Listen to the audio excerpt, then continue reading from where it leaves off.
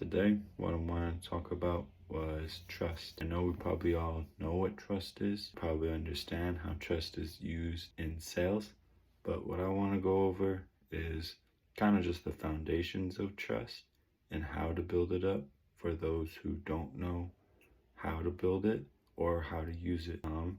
Why is trust so important before we make the sale? Trust can make the transaction a lot faster. It can make it a lot smoother, a lot funner, and more efficient. And if you're driving towards the experience, then trust can make that experience tenfold times faster, more efficient, and just more enjoyable for both parties involved. When we have the buyer's trust, they believe in not just our competence, meaning that they don't just know that we can get the job done, but they also believe in our character. They trust our character.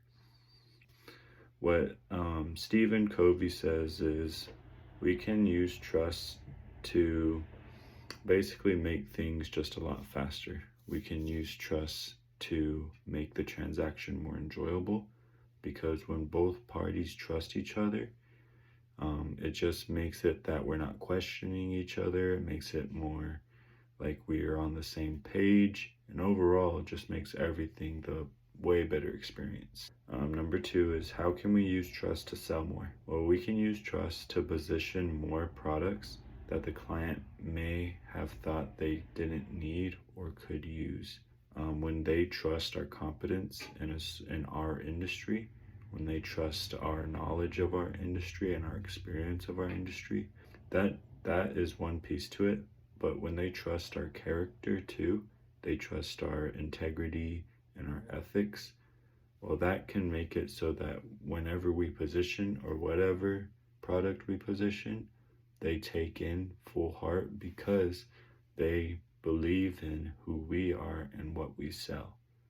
So using trust, we can sell more products. We can position more products. That doesn't mean that once you have their trust that you can position anything and everything. No, it has to make sense, be beneficial for the buyer. And another thing that trust can do, at least in my field of wireless communications, is you can actually use it to overcome product confusion or technology rejection, which just means someone doesn't like to use technology, but if they have someone who they trust helping them use it or learn it, then basically that process can be overcome. You can use it as a way to overcome objection just because, they trust you. They are with you, and it would actually overcome your objection before it probably would even be brought up. Or if they do bring it up, it won't be so it's this or nothing. It's more of like a problem that they've had, and they bring it up because they trust you to solve it. Trust can become an asset, as well as trust can also become a tax. If you use trust as an asset, then that's how you can use it to sell more.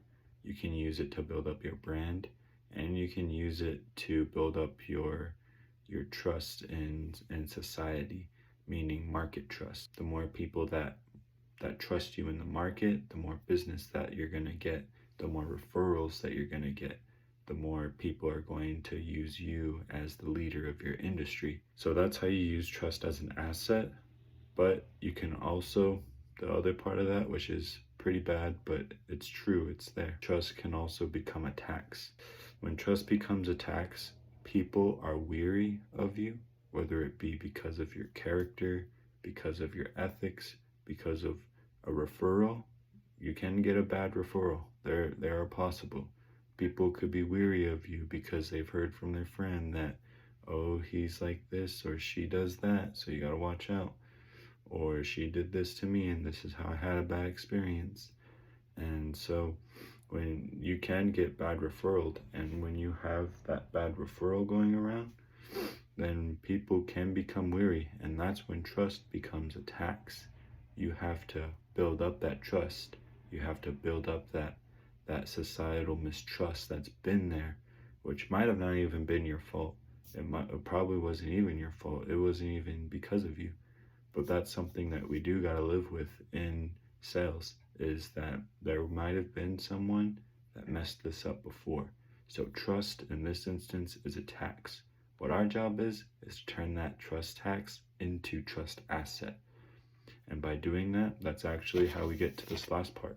How do we build trust so that we can use it as an asset instead of a tax?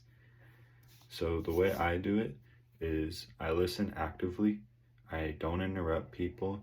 I think about what I'm going to say, which is pretty simple. You know, that's pretty simple to say. I hope everyone does it. Just think about what you're going to say and how it might come across to your consumer.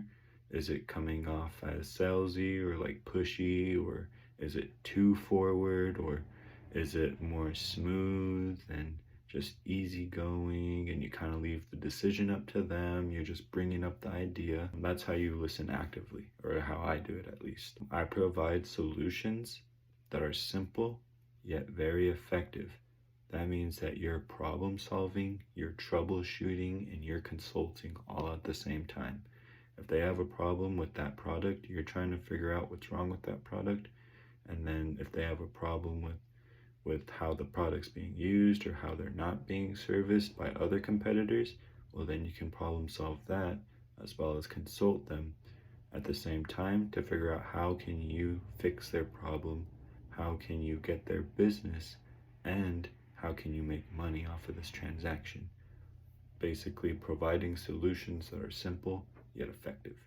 And then the next piece of that is if you can demonstrate the knowledge of your industry and of your service, meaning you know the ins and outs of what you do, you know how your competitors do, you know how your competitors sell, you know how your competitors' product works, you know how their coverage is, you know how their business is ran, how their employees act and treat people.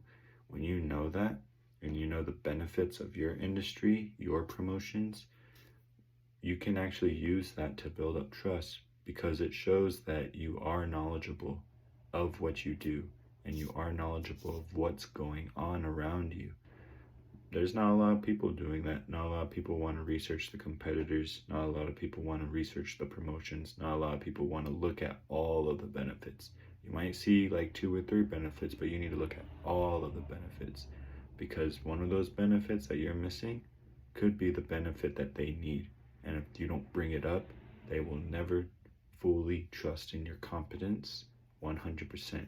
You could be a funny guy, you could be the most sincere person, you could be the nicest person, but if you don't have the competence to back it up, then they won't trust you and they won't buy from you. And then vice versa. If you are competent and you do know the promotions and you do know this, but you have bad character, meaning that also goes in hand. You got a competence side of trust and the character side of trust. Now, our job is to build both of those up so that we can use trust as an asset rather than a tax. Instead of clawing our way back up to make one individual sell, throw the rope onto a mountain, get it around the ledge, get our rocket boosters on, and speed up that mountain without using any of our leverage at all. Just using providing knowledge that we've researched ourselves, actively listening, and basically providing solutions that are simple yet effective. And the last part is be genuine. Don't be a robot. Don't be a cog in the machine. Ask who they are. Tell about who you are. Make conversation. Don't talk about the weather.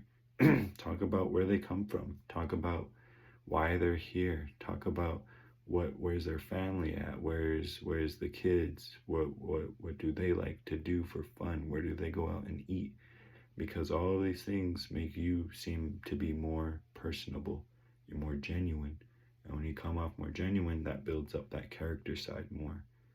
Because remember, it's not just about competence, not only about competence, also about character, and vice versa, not just about character. If you're building up that character and you got that good rapport going, you feel like they're pretty happy with you, well, demonstrate some knowledge. Demonstrate that you know what you're talking about. Demonstrate that you know the competitors, you know the competition, you know the promotions right now. And by doing all of this, by making sure that we understand the importance of trust before we make the sell, by understanding if in this sell is trust an asset or a tax, and by using the methods to build up trust, well then we can actually sell more, we can drive more, we can sell more comfortably.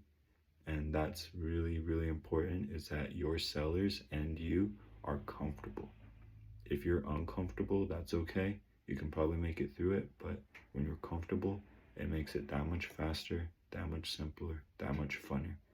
And in the end, it creates a more enjoyable experience for your customers. And so that's how we do trust. This book by Covey, you need to get that, because that is a good book. That is a really good book. That will take you places.